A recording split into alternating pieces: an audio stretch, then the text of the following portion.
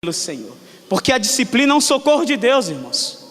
Nós íamos nos perder e Ele vem e nos disciplina, para não sermos condenados com o mundo. Aqui estava um homem leproso, irmãos. Um homem que fora era o cara, que fora era o admirado, mas dentro da sua casa não podia abraçar sua esposa, não podia beijar os seus filhos, não podia, irmãos, comungar na mesma mesa com eles, não podia dormir no mesmo quarto da esposa. Sabe por quê, irmãos? Senão os levaria à morte também. Quantas pessoas vivem nessas realidades, irmãos, de que fora, para que ninguém descubra o que ele tem, lança-se a capa talvez de um general de guerra, como de Naamã, talvez a capa de um grande empresário, talvez, irmãos, a capa de um grande executivo, talvez, irmãos, a capa de um homem diplomado, formado, de uma pessoa altamente admirável, de uma inteligência, irmãos, que passa dos 2,3 e vai embora. Um QI altíssimo que todo mundo olha e fala: oh!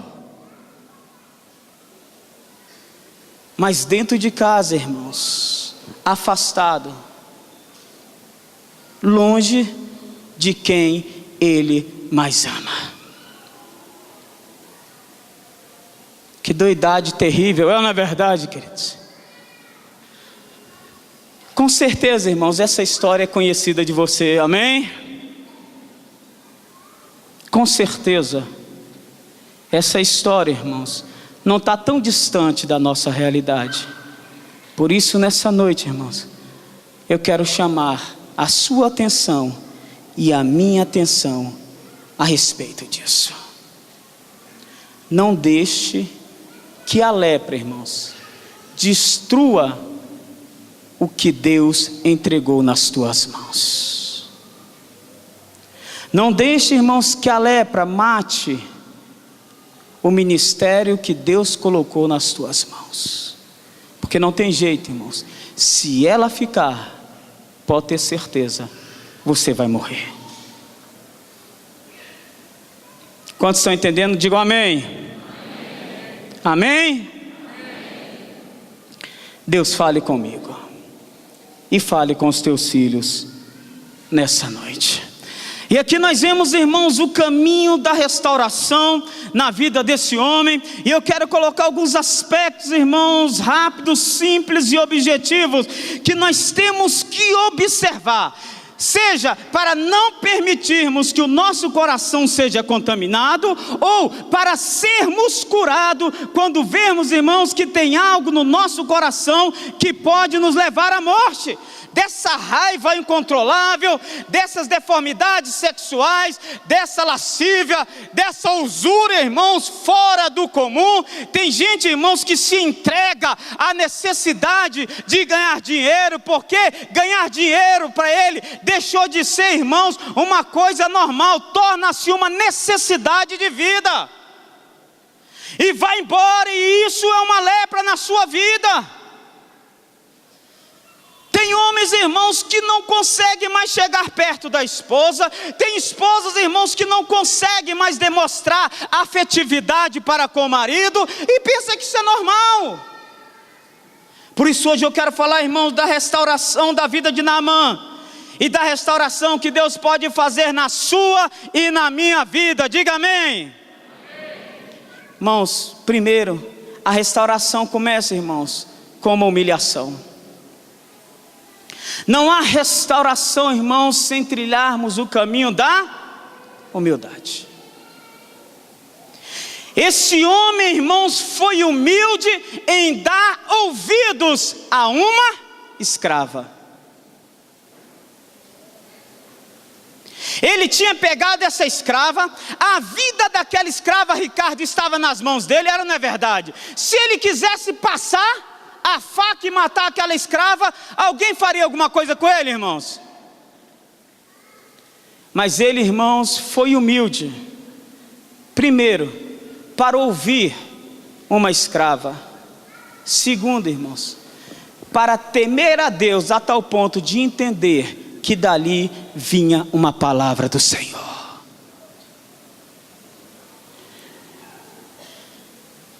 Queridos, muitas vezes o orgulho tem impedido as pessoas de ouvirem Deus falar. Quantas e quantas vezes, irmãos, já ouvi alguém dizer, que é isso? Essa pessoa tem uma palavra fraca. Irmãos, não é a palavra e nem a pessoa, é quem é que está falando. Quem é essa pessoa para falar comigo, irmãos? Não é a pessoa que está falando, irmãos. Nós temos direito de julgar o quê? A profecia e nunca o profeta. Nos perdemos, irmãos, quando o nosso orgulho nos impede de sermos ministrados pelos homens que Deus coloca na nossa frente para nos ministrar. Nos perdemos, irmãos, quando a nossa razão nos leva a julgar a voz, a vida do outro e nunca ouvimos a palavra de Deus. Nos perdemos, irmãos, quando o nosso orgulho nos permite querer fazer escolha. Juliano fala, esse não, aquele não. Irmãos, não existe isso. Se você quer ser trabalhado pelo Senhor, seja humilde. Seja humilde. Mais uma vez eu vou dizer, seja o que, queridos? Humildes. Humilde. Convivi, irmãos, com uma pessoa na minha família, na qual estava conversando com minha sogra, e essa pessoa chegou assim, falou o nome da minha sogra, falou: querido, eu fui ouvir uma ministração em tal lugar, e quando eu estava ministrando, você não me acredita que o bendito que estava lá, ministrando, falando, o culto estava sendo abençoado e tudo, cometeu uma gafe terrível, e usou essa palavra. Aí minha sogra, ela é muito cortês no modo, querida, foi.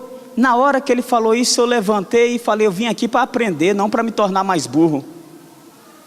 Porque a pessoa fez o quê? Uma conjunção errada.